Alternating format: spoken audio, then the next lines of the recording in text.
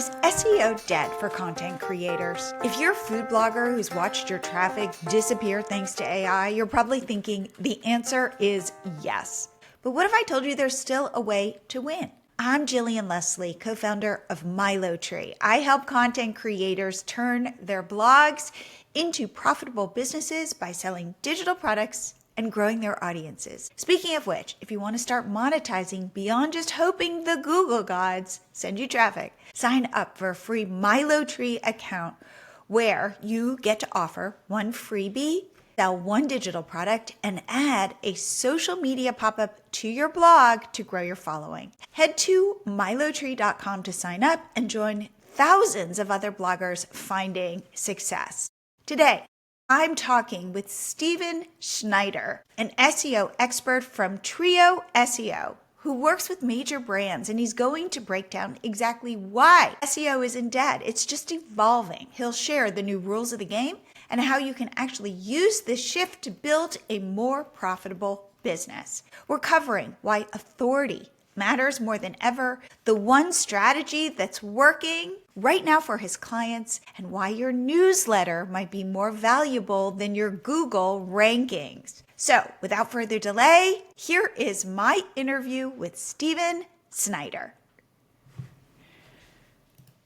I want to start with something a little controversial. Is SEO dead for content creators? Absolutely not. I would not have a job if that was the case. Okay, explain, because I feel like people in my audience have gotten slammed with AI, with Google changing their algorithm, rolling out different updates. Tell me how that is not the case and how content creators can get their content in front of people without Gemini scraping all of their best information. Yeah, and the game has changed. Don't get me wrong. I think that anybody who's been in SEO for years has seen the natural evolution of that. So it's not easy. I will start by saying that and preface it by saying that things are definitely getting more difficult. I think the downside that people are experiencing right now is that they were already built into an agency or a kind of industry that might now be X more difficult than it was 6 months ago. And industries vary in terms of their SEO. So things like cooking sites and recipes, if somebody was a content creator who had that, those got absolutely demolished by SEO or by AI. So I'm not going to downplay that. Same thing with anything that results around authority, expertise, health and finance, your money, your life niches. Those are 100 times more difficult nowadays. So I definitely don't want to downplay the people who are in those kind of seats. But I think really what we're seeing is that authority matters more than ever nowadays. Quality content's there, and I think that people know that. There's no trying to deny that. And I think that you have to be able to create a unique experience, and don't downplay or forget that user experience is a key part of the entire equation nowadays. So explain the equation. Let's say I am a food blogger, which, by the way, I have a ton of food bloggers in my audience, and I take my own photos and I write my own recipes. Like, I'm playing by the rules, and all of a sudden my recipes, let's say my meatloaf recipe, which used to rank really well and bring a ton of traffic to me, isn't, because all of a sudden AI is giving you a meatloaf recipe. What can I do? And let's say I have 10 years experience, maybe I even went to culinary school. What do you say to somebody like that? I think the biggest thing is that it's time to switch your time and energy into how do you build your authority and build it into a presence that Google really recognizes. I think that it's easy to say, yeah, I have this, culinary school experience. I have all of these credentials that put me in a upper echelon tier compared to my competitors, but maybe Google doesn't know that. Maybe you're not highlighting it well enough. Maybe you don't have the backlinks pointing to your website that support that. I would say it's really about how can you continue to expand your network as far as your personal brand goes, your expertise, the authoritativeness, the trustworthiness, all of those metrics that Google loves nowadays. And that's what really contributes toward that success. So yes, you can create content. Yes, you can have the best meatloaf recipe out there.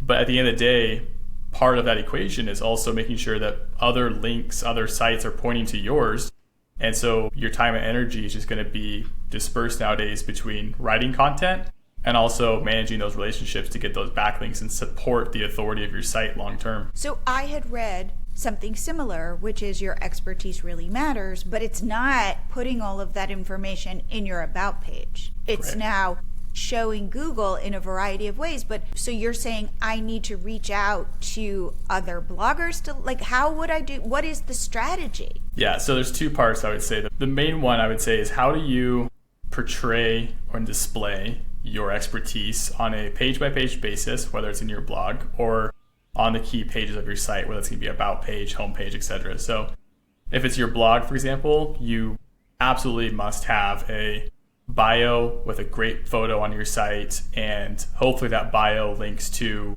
the school that you went to or your LinkedIn profile. Anything you can do to combat the fact that you are not an AI generated persona goes a long way, not only with Google, but with the readers. I'd also say making sure that those same places are also on your site. So your about page, same thing, link to where you went to school. If you have credentials, awards, whatever, link to those things as well. And that will just kind of help build into that trust ecosystem. And then on the flip side of that, I would say how many other places or other websites can you get to talk about you and mention your credibility and then point that back to your site? The main kind of thing that I'm seeing nowadays is that people will do that, but they don't think about the strategy that plays into that. So what I mean is when you're linking back to your site, you want to use a variety of anchor text links. So the phrases that These exactly are other link. other people Yeah. linking to me. Correct. Yeah. How do I then go, hey, you, do I pay you? How do I get you to link to me with the correct anchor text? So, I mean, there's a variety of different ways. Going on podcasts is a great way to build your authority because people will link in the show notes. They're usually very credible, audience oriented, all that good stuff. You probably will just have to do a lot of outreach. So, making connections on LinkedIn and starting the conversation there. Don't jump into a pitch. Everybody hates that.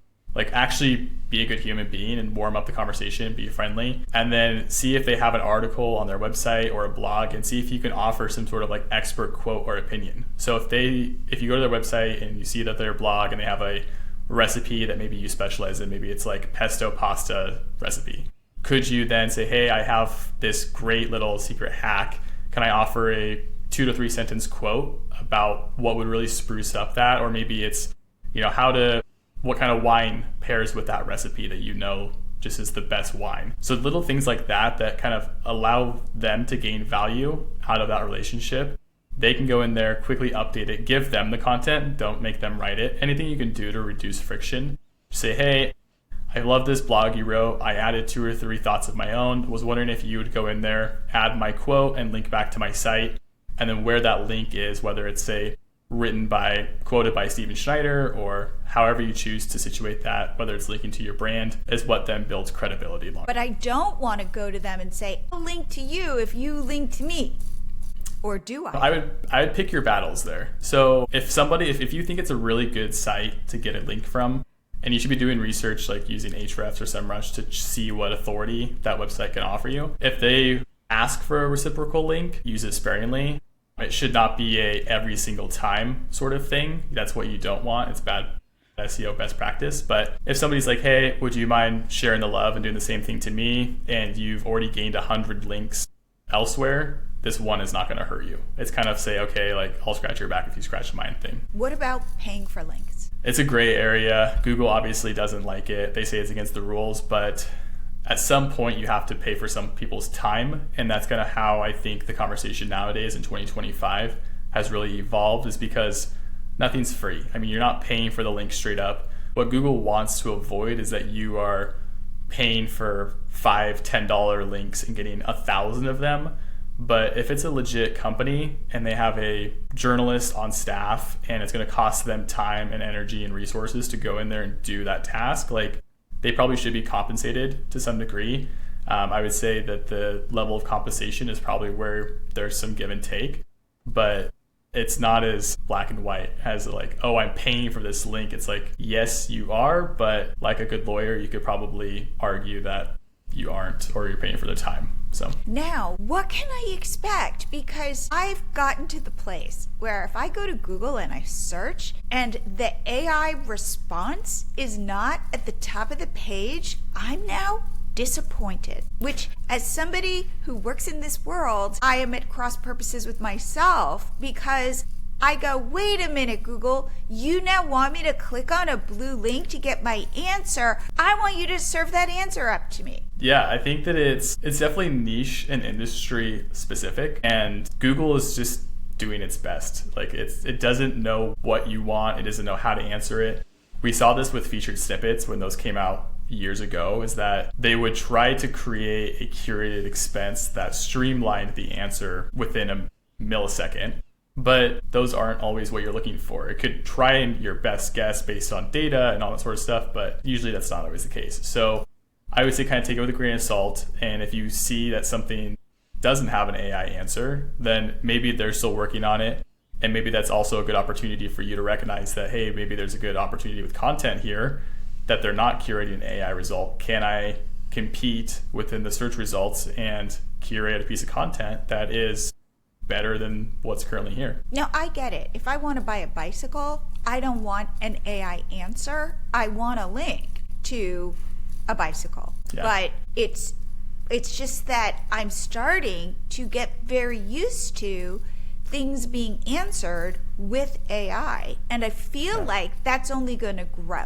Yeah. I mean, it's funny how that works, right? It's kind of like when credit cards came out and everyone said, that won't work.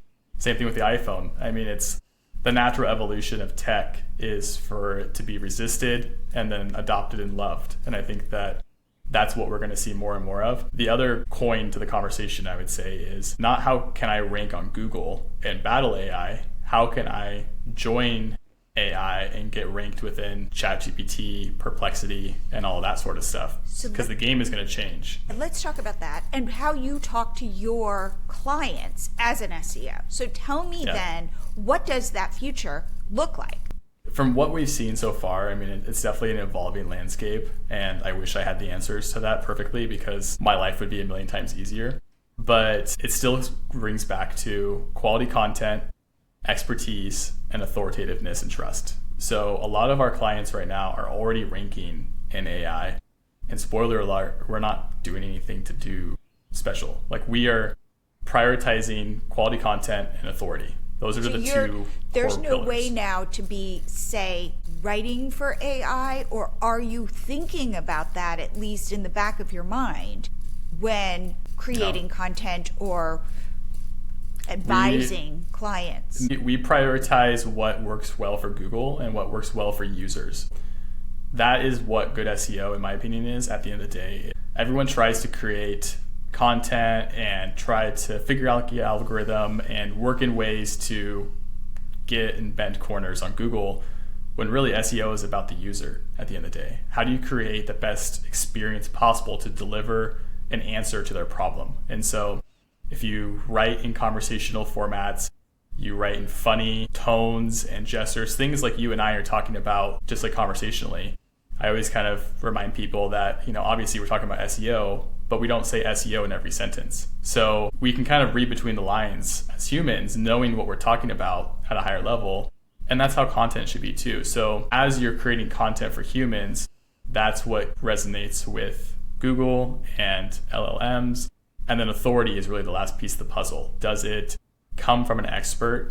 Is there validity behind this? And does it make sense for AI to pull this piece of content from a random website and show it to millions of people? There has to be a justification for that whole process behind the scenes. Now, if, let's say, AI or Google, Gemini, is pulling your content and adding a link to your meatloaf recipe, I'm hearing that people aren't necessarily getting a lot of clicks on that link. What is your experience? Probably not. I mean, recipes are a very, very hard use case for that, because why would I click to a website when do that? Like, I often joke about recipe websites because they should be one of the first websites to be punished by AI, because some people do it well, and I'm not punishing them or saying they should be punished. But there are a lot of websites in that space that try to overwhelm the user and create a 4,000 word article littered with ads talking about my favorite pastime, cooking with my grandma and getting the bread and the thing for the cake. And it's like, I only need 8 steps. Just give me those 8 steps. And so the user experience, kind of going back to my note, is distorted on those websites. It's more about how do I game the system to create ad revenue instead of giving the users a good user experience. And so the bad part about that is that everyone feels the burn when Google is trying to attack those people specifically. So to your point, yeah, if I already have the 8 steps, I don't need to go and look to the website because I can cut out all that extra noise, solve my problem faster, more efficiently, and move on. Because it felt like during COVID, oh my God, this is the best time to be a food blogger. Yeah. Everyone's home. I know, right? Everyone is baking sourdough bread. There's like this gold rush. And now, if I were to think about creating content on the web today, I'm assuming you would say, do not try to break into food blogging. Yeah, I probably would, unless it's coupled with a social media strategy or a newsletter strategy, or you have a personal brand to complement those two. Like, I think that from what, like this, the world I came from when I first started in SEO was affiliate niche blogging. So micro. Give an example. Yeah, so like I would build websites in college. That's how I learned about SEO with my partner, my good friend. And we would create these micro blogs, so 50 to 100 pages max, around one core topic. So barbecues or RVs and campers or fill in blank here, sewing, etc. So these would be like very, very isolated. And then we would review products and direct people to Amazon, make commissions that way. Once upon a time, it was a very, very lucrative, well-worked system. Now it doesn't work. So just like how that thing kind of faded out, those sites no longer exist because of the advancements in search and AI and all that sort of stuff.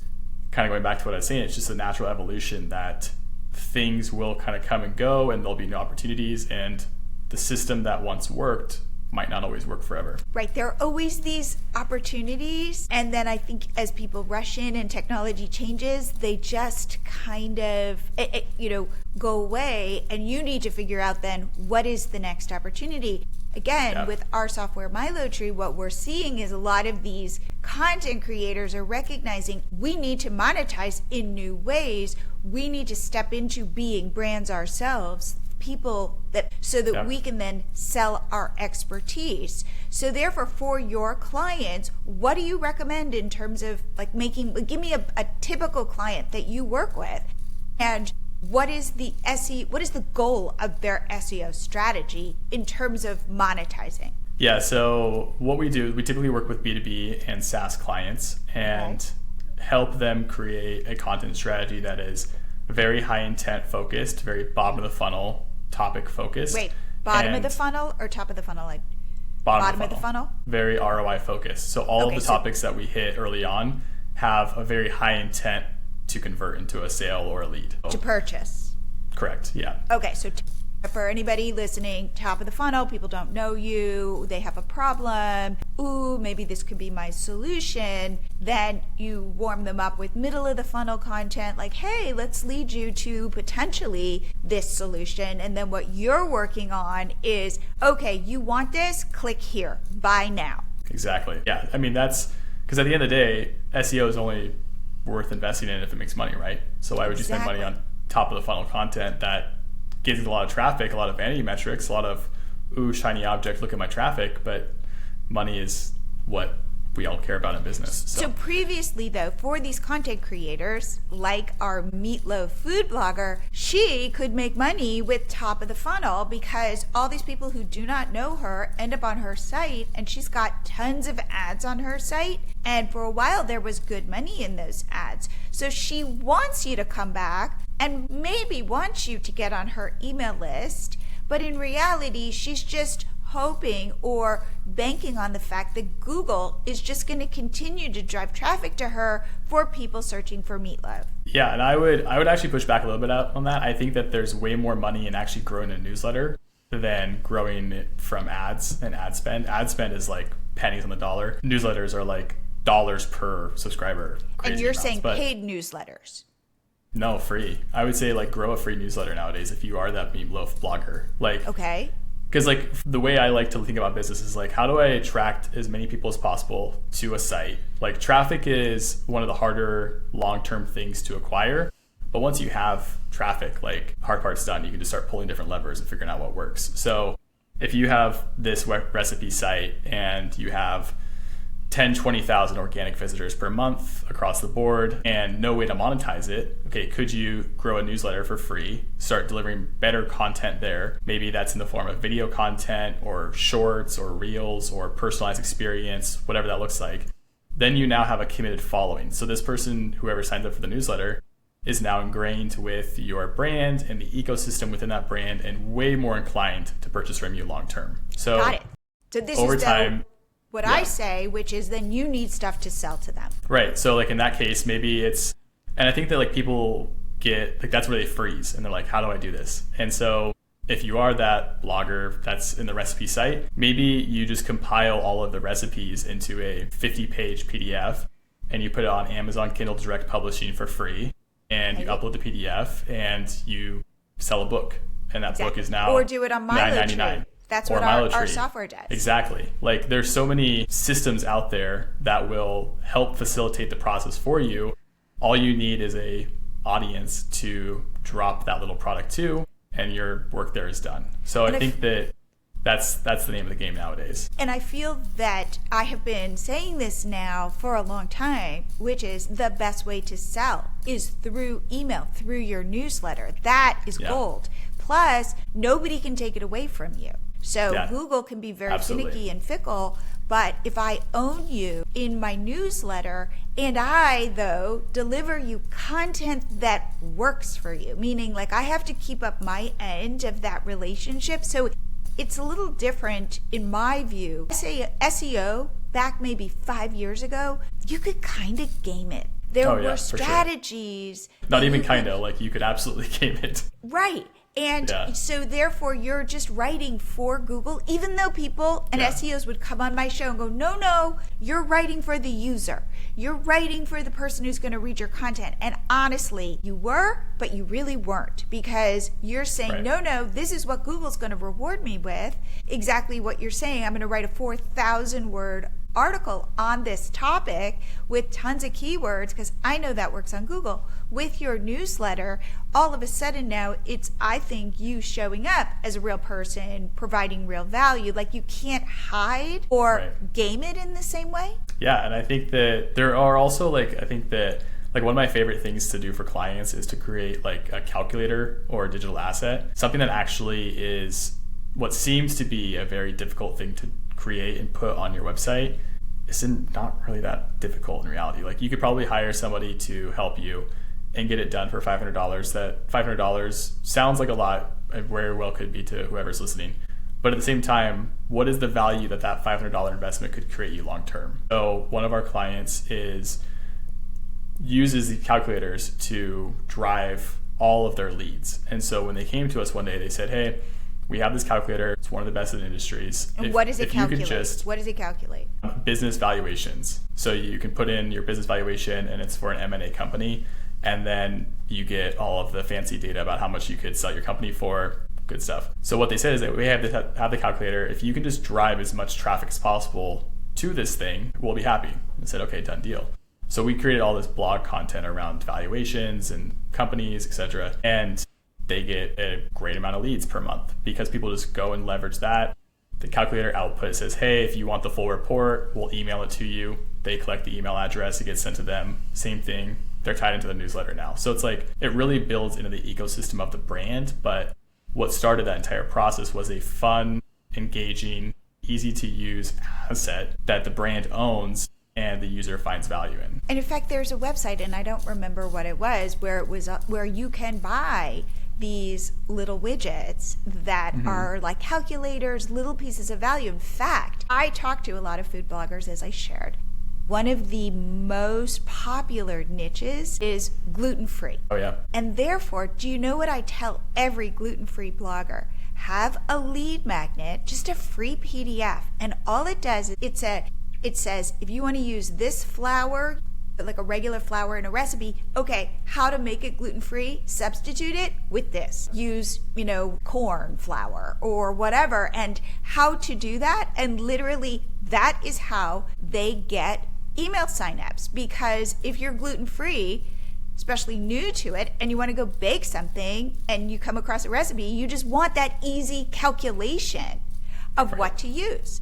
I tell anybody who's listening, if you are not offering that and you are a gluten-free food blogger, do, rather than let's talk about gluten-free, or even these are my 10 best gluten-free recipes. Like, you do something of service. So when you're listening to this podcast, think, what is the question? What is that simple thing I could offer that's just helpful? Yeah.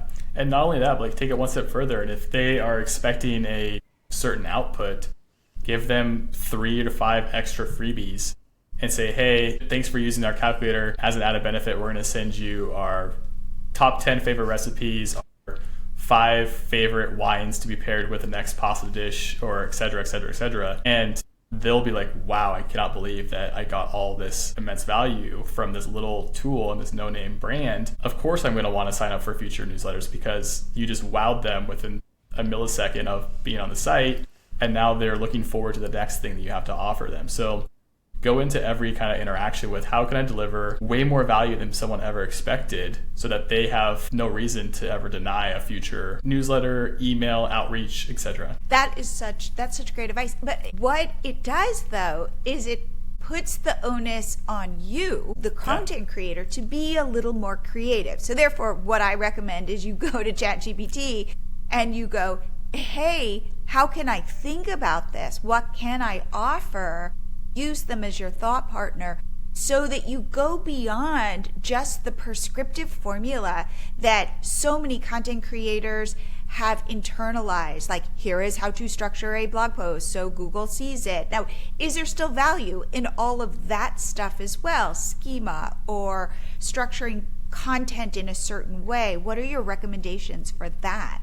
Yeah, absolutely. I think that all of the basics are always going to be the basics. Like, there's no reason to reinvent the wheel, nor should you try. The only thing I would say is less important nowadays is like a meta description. Like, people are so worried about trying to have the perfect meta description for click-through rate. Google just kind of ignores that. So I wouldn't really worry too much about it, but we still add one. It's always better to have it and not need it than need it, not have it. So it takes 2 seconds to create. But yeah, of course, in terms of the structure, the headings, having only one H1, that's a really big accidental thing that people accidentally do, is create 3 H1s per page or whatever. So, proper site structure, architecture, internal linking is one of the most underrated parts of that entire process. So just learning the basics of good on-page SEO will really just kind of take you night and day difference. I love it. Okay, so what I'm hearing from you is, in many ways, SEO is similar to how it's always been, meaning those basic,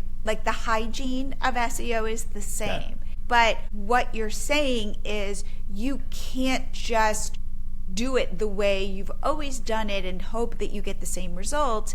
Therefore, it is thinking about your business differently and how you can be of service, and leaning into things like newsletters and selling actual products and services, getting creative, because the old way isn't necessarily coming back. Right. I think it's also authority is the big true north nowadays. Like, building a brand that you're going to kind of put all your eggs in for the long term and really focus on outreach and PR and, backlinks, and really trying to network for your SEO and your personal brand, compared to putting your blog into a vacuum and just pushing publish 10 times a week. Like, that used to work really well, and Google would just eat it up and put you on the first page of Google.